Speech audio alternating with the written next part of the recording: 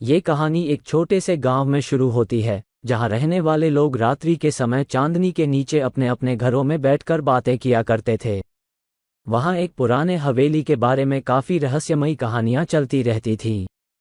हवेली के बारे में कहा जाता था कि उसमें रात्रि के समय चांदनी की रोशनी में अनगिनत चमत्कारिक घटनाएं घटती हैं, लेकिन ये किसी को भी साक्षात्कार करने का मौका नहीं मिला था।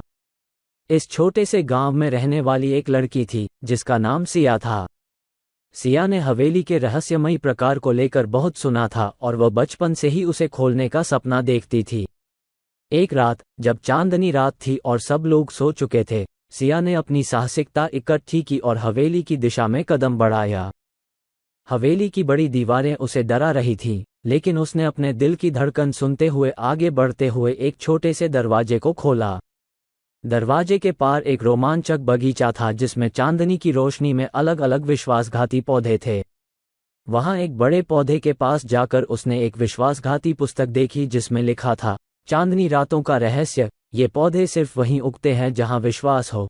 सिया ने उस पुस्तक को खोला और उसमें लिखी गई कहानी पढ़ने लगी।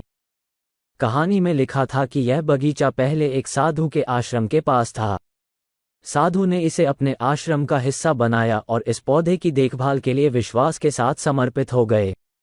उनकी विश्वासघाती दया ने इसे चांदनी की रातों में चमकने लगा और उसने अपने आश्रम के लोगों के लिए एक अद्वितीय स्रोत के रूप में कार्य किया।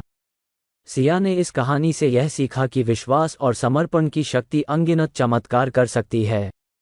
उसने तय किया कि वह भी इस पौधे के संरक्षण और सम्मान के साथ रहेगी और इसे अपने गांव के लोगों के लिए एक स्रोत के रूप में बचाएगी। इस प्रकार सिया ने न केवल बगीचे का रहस्य खोला, बल्कि उसने अपने गांव को एक नया उम्मीद का स्रोत दिया। उसकी धैर्य, विश्वास और समर्पण ने उसे अपने समुदाय के लिए एक महत्वपूर्ण और प्रेरणादायक व्यक्ति बना दिया।